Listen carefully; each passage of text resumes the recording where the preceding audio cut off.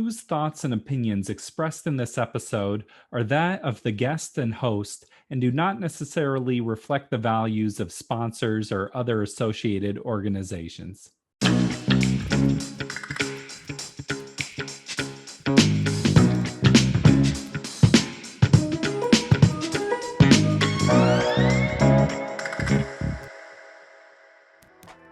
Welcome to the Parental Compass by Family Education and Support Services. I am your host, Bobby Williams. As always, please subscribe to the show and leave us a review. Give us some feedback. Ideally, purely positive feedback about how you love the show. We all grow up with these ideas about who we are and what the world is, and these are formed when we are young. They're survival mechanisms. They're the way we get by. The challenge is that we can hang on to these ideas as adults, and it's not serving us anymore. Things like feeling imposter syndrome, or ideas like, I need to be the one that does everything, or it's going to get messed up. These don't always work. So what do? How can you take action and make change in your life?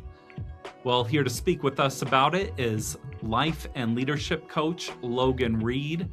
It is an amazing conversation, and you can learn more about Logan's work by going to loganreedcoaching.com. Let's get into it. So as a coach, I work with the contexts that we live from. And for me, the simplest way to think about it is what we believe about ourselves, the world, and our place in it. And those beliefs are what we live into. Those beliefs determine everything that we say or don't say, do, don't do, the actions that we take or don't take.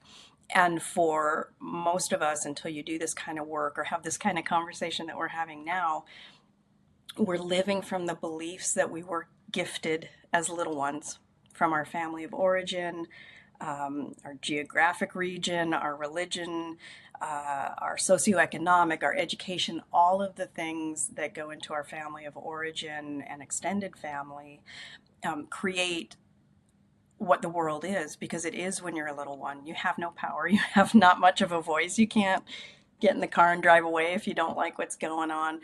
So we learn to make it work, and we learn to stay safe in those environments because we have to, because we're little ones with no power. And what happens then is 10, 20, 30, 40, 50, 60 years later, we are still living into those beliefs. Even when we do have a voice, we can get in a car and leave. We do have money. We do have support. We do have other options. But our brain, it's like our files haven't been updated. You know how you update your Microsoft Word or whatever? Like our files haven't been updated. And so the work that I do, even around well-being, is checking out those beliefs, seeing if they're true, and seeing if you want to shift them, and then taking the actions to change them to beliefs that are more empowered, that do allow you to access compassion, kindness, well-being, the things that allow you then to go out in the world and do the things that you want to do. Well, you've worked with so many people, I'm sure.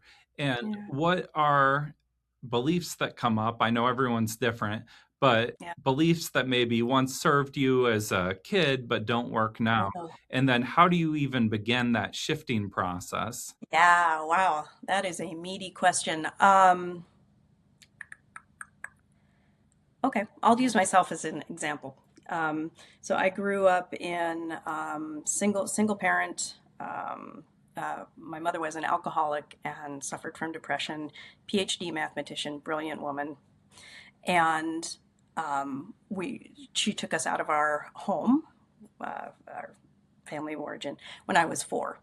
So from there, I learned you don't rely on anybody. The people who are supposed to be there for you aren't, right? So I'll just leave it with those 2 beliefs. So those beliefs, then I learned to be a low blade of grass, don't cause problems.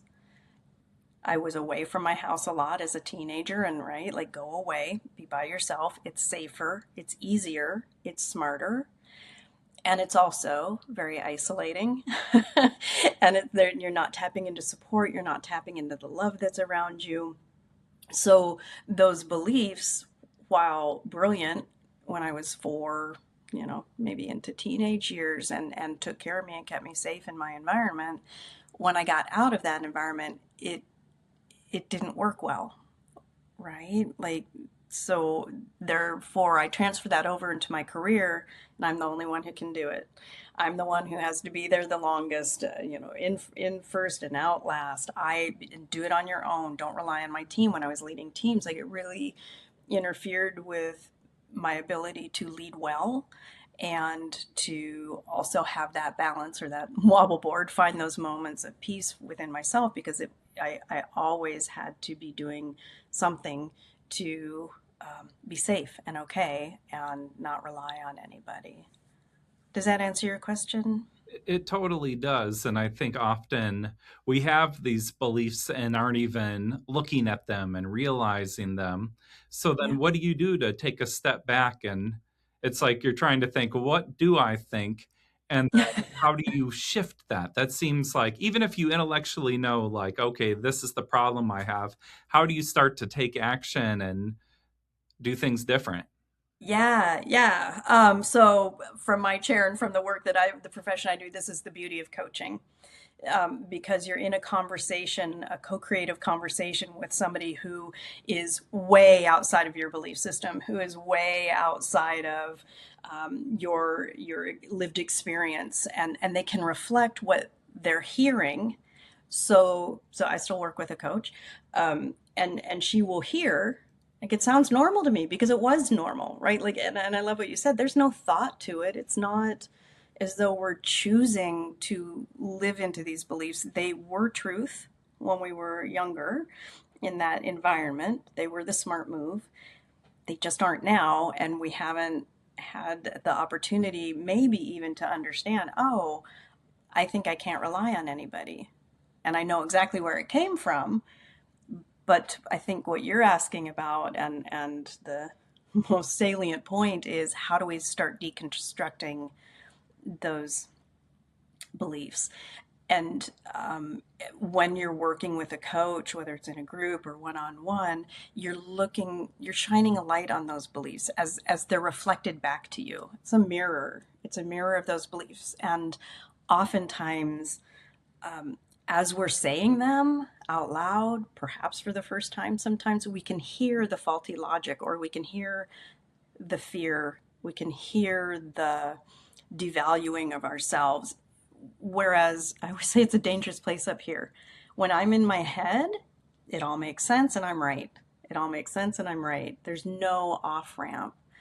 And so when you have a conversation, even like we're having today, I think that you start cutting that connection just enough to be able to see, like, oh, I might have some funky thoughts. Mhm. I might have some beliefs that, oh, maybe that's why I work so hard and never feel great. Oh, maybe that's why I haven't taken a lunch break in 3 years. And even just, I always say, I want that 1% of awareness. I want that 1% of possibility, because then everything else opens up. But having a moment where you can hear and take a look at what you believe is an opportunity for choice. And then you can start creating actions to create a different belief, right? So you can, and it is deep work in a way, because you are, those beliefs think they're the right thing. They really, really do. And so deconstructing them and replacing them sometimes isn't that easy, because it feels really scary. And so when you're in a coaching conversation, or have some therapy, counseling, some type of external support, you can create actions that I always say, like, are right on that cusp, right? They're scary,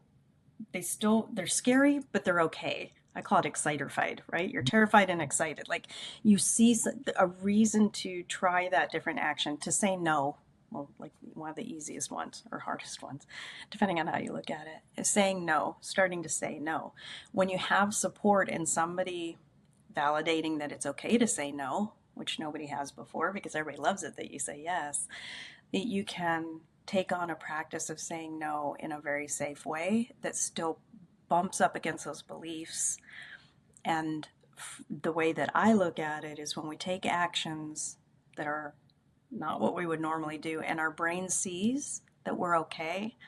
My brain sees that I can say no to somebody, I'm not able to do that, and they're fine. Like they're not mad, they're not disappointed, they're not let down. Now my brain starts getting on board with having a new thought.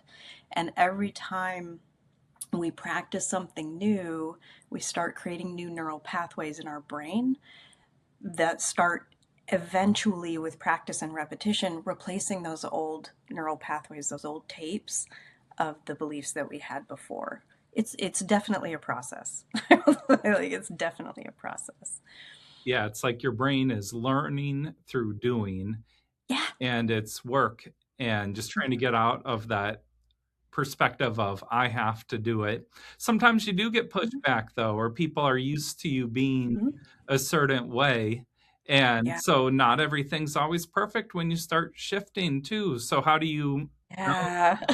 that? Yeah. So I talk with clients about that. We talk about it so they have clarity going into it. Like people, so for me, I used to always say, like, I'm really convenient for people because I do say yes and I am really good and I do show up on time and I am willing to get there early to do the setup for the meeting or whatever it is. Like I'm really convenient for people. And when you start shifting that, when you start saying no, or I can't, I'm not available, whatever it is, some people don't like you changing the dance. That's true. That's true. And the container of coaching or counseling or having that kind of support holds you strong. And because what I will always tell clients is other people are allowed to have their experience and they're okay. As long as you're not hurting somebody or being malicious or have malintent, they might be disappointed. They might be frustrated. They might be confused. Logan always says, yes, wait, what? I don't have a plan B because Logan was going to do it. They can have their experience and that's okay. You don't have to fix it and you can stand by saying no. And it does take practice. It really does because it does change the dynamic and some people like things the way that it is. Mm. Yeah. You talk about a person and their essence. Can you explain a little bit about what that means? Sure, sure.